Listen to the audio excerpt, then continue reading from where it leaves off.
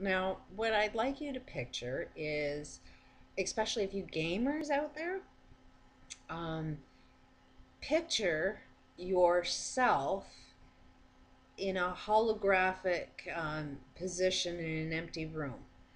Picture that you're just one holographic image and put yourself in there and consider that life experience is just a game and you're the controller of that game. And you've got the perfect drugstore that will create all of the chemicals that'll keep you alive. So when you play your games and you want to make sure that you're doing really well and your speed is up and everything so you can save your lives, well, do that with your bodysuit. Play this game because that's all it is. It's a holographic game that we're playing with each other. So everything that is out there that you experience, you're the programmer of it.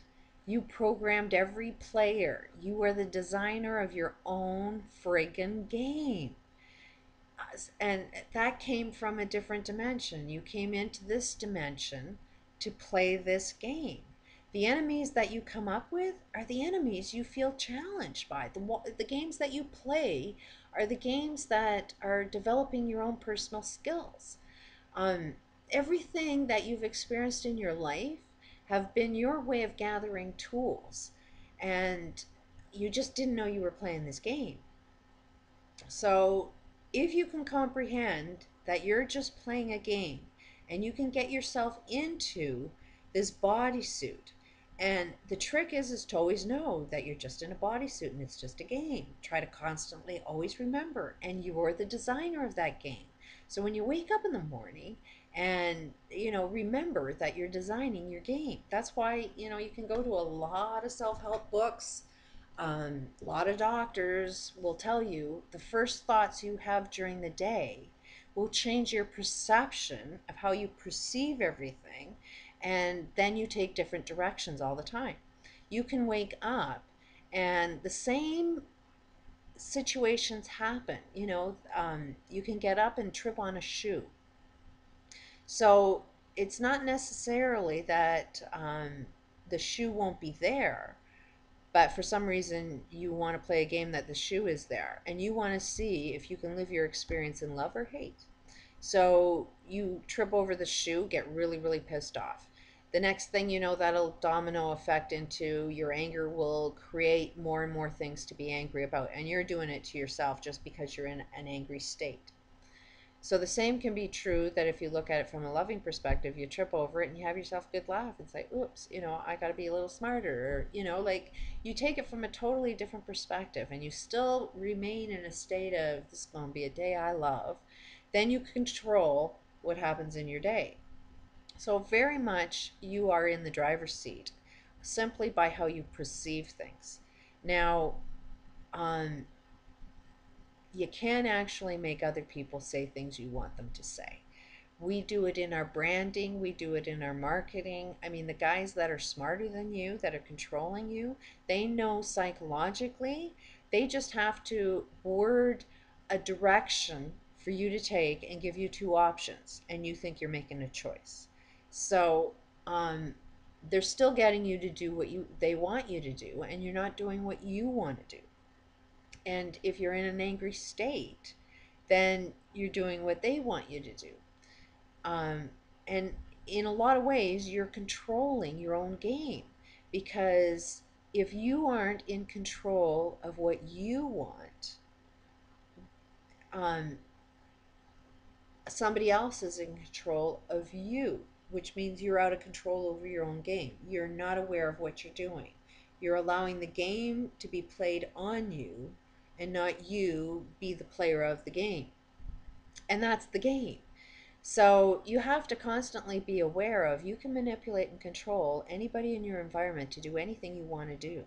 And this is on a quantum level, and this is a lot of energy and a lot of manipulation, but there's a lot of tools out there that are being done on you that you need to learn so the ground is at least equal. And when you have a even playing ground, you can't be touched. But if this is the dangerous part of knowing these tools, is if you use this information um, to be smarter than the next guy, if you don't find your own solution, then look at it this way: evil can always be transformed from one to the other. The loser will always win, but evil will be transformed into, if evil is on the winning side, evil can be transformed into the losing side and then appear like the winners. So, to win means everybody is equal, everybody's happy. So that's when you know you've got a winning situation. If you're the one that's gaining at the loss of somebody else, then what you thought is good is not so good. And you will be doing it to yourself, but you may not see that reflection for generations to come. And it is the game of insanity. And you are the decision of that. If you're aware of what you're doing, then you're the master of your game and you control what they say, and they are not controlling what you say, just by giving other people choices and directions that you want to take. But you can only do that from, you know, find your state of love. That is the most important thing. And I don't think anybody knows what love feels like. And it means that you have to generate, you have to make the chemical of what love feels like, and not wait for something to come into your life for you to feel it, because that's the trick of the game there too. Everybody's going to buy something and convince you this will give you the love feeling. You get it, doesn't give you the love feeling. So you have to be the love first in order for you to attract, like a magnet, a loving experience. Um, Anything you want is perceivable, and if you want something and you're not getting it, it's because your love for it is set for repel, so you'll never receive it. But if you have your love magnet on to receive, then you'll attract it. Yes, I am single, but and probably, somebody in my life has been challenging because I loved other things. And I definitely, um, I suppose in my own reality, I don't believe somebody actually out there knows this stuff enough to be the perfect mate for me, and I'd be teaching them. And it's like, I knew in my heart I don't want to teach anybody how to be. I want them to be themselves. And if you're in a relationship situation, being the one that's teaching, then you're the one that appears like everything's done your way. And I want a relationship that's completely equal. So I knew the right answer for me is I need to live my purpose. I need to do what I need to do, um, and things that make me happy. And doing this, I know will make me happy because I'm getting it out of my system. And so then when you start to formulate rules, the right rules for you, and you're doing things that are right for you, like a magnet, you'll start attracting everything that you want to attract. And it doesn't matter what it is.